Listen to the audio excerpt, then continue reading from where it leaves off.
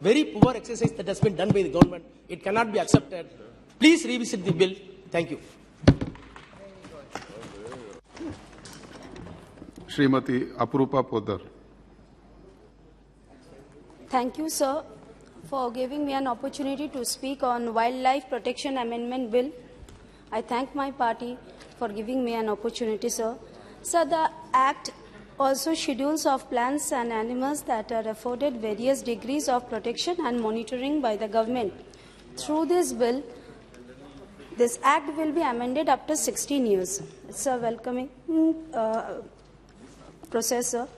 The most important reason given by the Environmental Ministry for introducing the bill, the urgent need to provide legislative backing to the commitments made by India over past many years to the Convention of International Trade in Endangered Species of Wild Fauna and Flora, a multilateral treaty to protect endangered plants and animals that came into force in 1975. Now I would like to discuss on the provision of the bill. So the bill seeks to implement provisions of Convention on International Trade and Endangered Species of Wild Fauna and Flora. It provides the central government to designate a management authority which grants export or import permits for trade or specimens. It prohibits any person from modifying to or removing the identification mark of the specimen. Currently, the Act has 6 schedules for specially protected plants, specially protected animals and vermin species. The bill reduced to number of 4 schedules, sir. The bill empowers the central government to regulate or prohibit the import, trade, possession or proliferation of invasive alien species.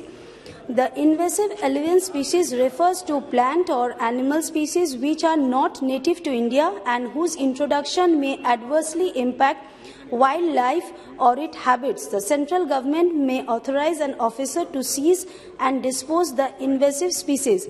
Sir, through you, I would make a note to the Minister that our state of West Bengal has a densely forest of a neighboring country, Bangladesh border, and we have witnessed a arising case of smuggling of kangaroo a few days ago in Jalpaiguri forest.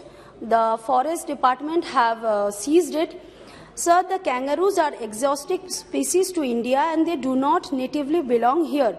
They struggle to adapt the new ecosystem and are mostly unsuccessful. They also carry the risk of disease that the native species might not have resistance.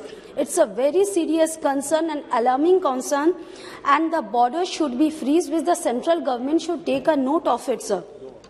The Act entrusts the Chief Wildlife Warden to control, manage and maintain all the sanctuaries in the state. The Chief Wildlife Warden is appointed by the state government. The bill specifies that the action of the Chief Warden must be in accordance with the management plans for the sanctuary. For sanctuaries falling under species areas, the management plan must be prepared after consultation with the Gram Sabha concerned. Sir, West Bengal has 6 national parks and 16 wildlife sanctuaries. The latest notified wildlife sanctuaries of West Bengal is the Pakhi Bitan Wildlife Sanctuary is located in Jalpaiguri district of 14.09 square kilometer. Sir, we in West Bengal, our government has also been successfully done the sustained effort to build awareness led to drop ritualistic hunting by 95%, sir. The bill provides for any person to voluntarily surrender any captive animals or animal product to the Chief Wildlife Warden. No compensation will be paid to the person for surrendering such items. The surrendered items become the property of the state government.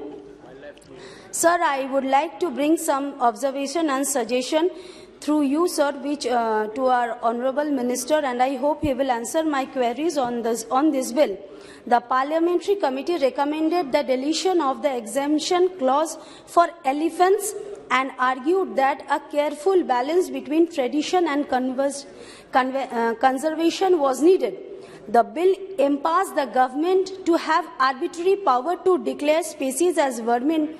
The bill moots a reduction in the role of state wildlife boards, the bodies which are crucial in determining the fate to large projects involving forest or protects the area in the state. Finally, the bill loses the provision of transporting elephants, which is likely to encourage illegal trade in wild elephants. Sir, the bill fails to address the human-animal conflicts. There is a need to constitute Human-Animal Conflict Advisory Committee headed by the Chief Wildlife Warden to suggest the mitigation strategies such as changing crop pattern and drawing up site-specific plans. Sir, the Wildlife Protection Act 1972 specially prohibits trade in wildlife animals, including captive and wild elephants. Under Section 40 and 43 of the law, transfer, acquiring and receiving of the live captive elephant is permissible only with the prior approval of the Chief Wildlife Warden. However, such transfer, acquisition and receiving of the elephant should not involve any commercial transaction. And, sir, a new subsection of 4 to subsection 43 that takes away the protection from trade in them. The House panel report has recommended the deletion of the clause and provide an explanation to the provision for transport of captive elements. It is underlined that bill also has the provision of excessive delegation and unrestricted power of the central government. I repeat, excessive delegation and unrestricted power of the central government. अगर सब कुछ central government के हाथ में रहेगा तो फिर state government का क्या मतलब है?